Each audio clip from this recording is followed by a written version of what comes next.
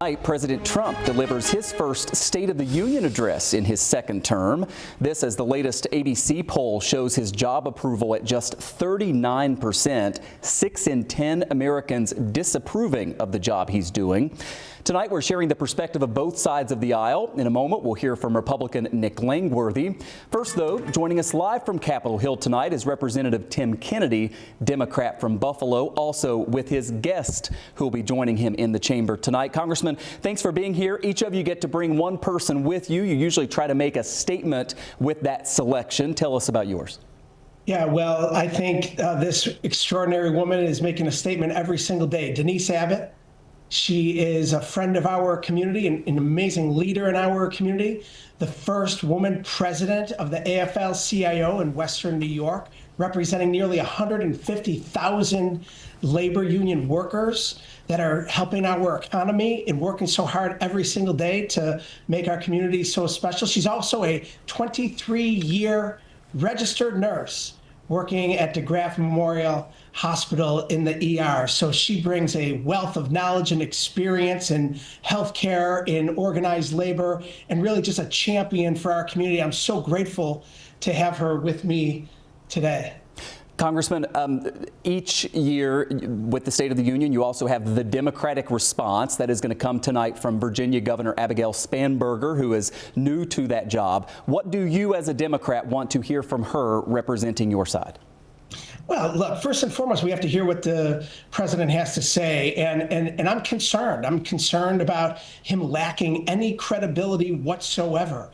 You know, the fact that he is going to spew, I believe, divisiveness and venom and hate that he has been consistent in doing, and quite frankly, spreading lies in everything that he says. And so, I'm concerned that he's going to continue to perpetuate the lies that he's telling on a regular basis. I'm assuming that Governor Spanberger is going to be calling him out for those lies. I served with her. She's a wonderful leader in our country and the newest governor in Virginia. So I think she's going to pack a punch in whatever she has to say. But look, the bottom line is the people of this great nation, and particularly in our community, are feeling the brunt of this president's failed policies enabled by congressional Republicans. Whether you're talking about an economy that's sputtering with the jobs that are hurting in our economy, the increasing cost of groceries, the increasing cost of utilities, of rent, of housing, and certainly of healthcare. After they have decimated healthcare in the big ugly bill, they're going to try to sell it as a victory for the American people while they're giving tax breaks to the billionaire donor class in this country. The working families across this nation, they're hurting. So it's time for us to really call out the truth of the matter. And the bottom line is that there is an affordability crisis in this nation brought on by this president and congressional Republicans and their failed policies. I have less than a minute left, so I'll ask you each to be very brief. But can you give me something that you hope the president does say, perhaps something unifying that would help the country in this moment tonight? Yes. I'm hoping that he says anything to unify the country, but I'm not holding out hope that that's going to happen. Congressman? Yeah.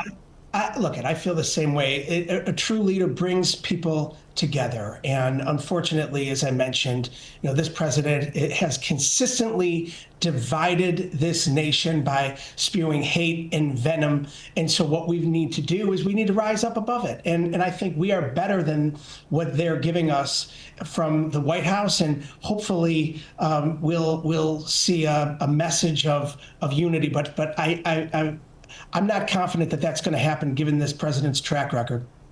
We will be watching at 9 o'clock tonight. Really appreciate both of you joining us. Thank you. Thank you, Michael. Let's get the Republican perspective now. GOP Congressman Nick Langworthy joins me. He represents parts of Erie and Niagara counties along with the entire southern tier part of our region. Congressman, great to have you on. Let me start with the question. What do you hope to hear from President Trump tonight? Well, I hope that he spends some time talking about where we've gone in the last year, and a lot has been accomplished. I mean, the greatest success of the administration to date is the sealing of our southern border. I mean, the fact that the biggest challenge that the country faced was the fact that we were in the middle of an illegal invasion. That has been stopped. I mean, we're now a month after month with virtually no illegal crossings, no one being released out into the populace. And that's a huge victory, because they said that we needed new laws, we needed all sorts of changes made in the country for that to happen. And the president just accomplished it. And now we've given him the funding to finish the wall on the southern border.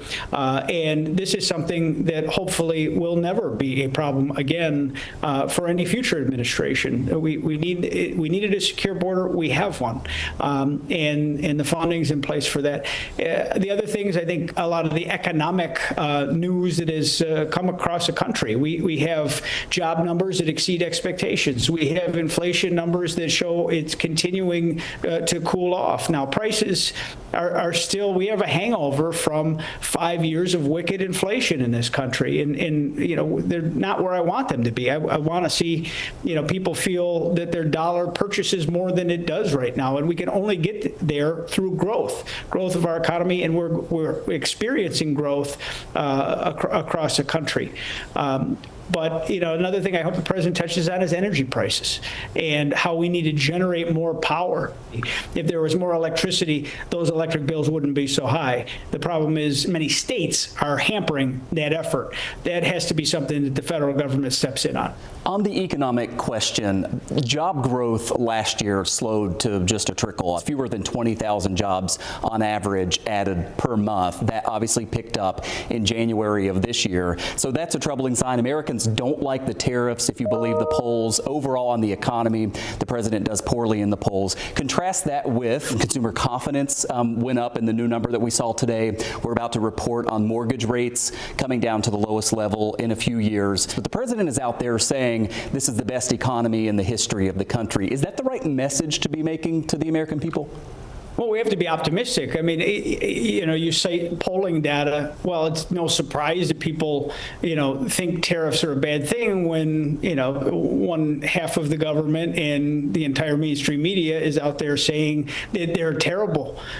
They have forced countries and companies to the table. Now, the free trade agreements have ravaged areas like Western New York and the Southern Tier worse than anywhere else in the country. We've lost so much of our manufacturing to a race to the bottom, free trade agreements that increase corporate bottom line and screwed workers. So, yeah, the Supreme Court decision was a setback for him. There are still many ways that he can use tariffs, and I assume he will go at some of that tonight and outline some of that, and Congress should play a role in the trade discussions. But having an American president being willing to dig in and fight for the American worker and opening up new opportunities for manufacturing to come back here to the States and not just bring in imported cheaper goods from other countries is something that's going to strengthen our overall economy. Republican Congressman Nick Langworthy, great to get your perspective on this day as well. We'll all be watching tonight. Sir, thank you. Appreciate it, Michael.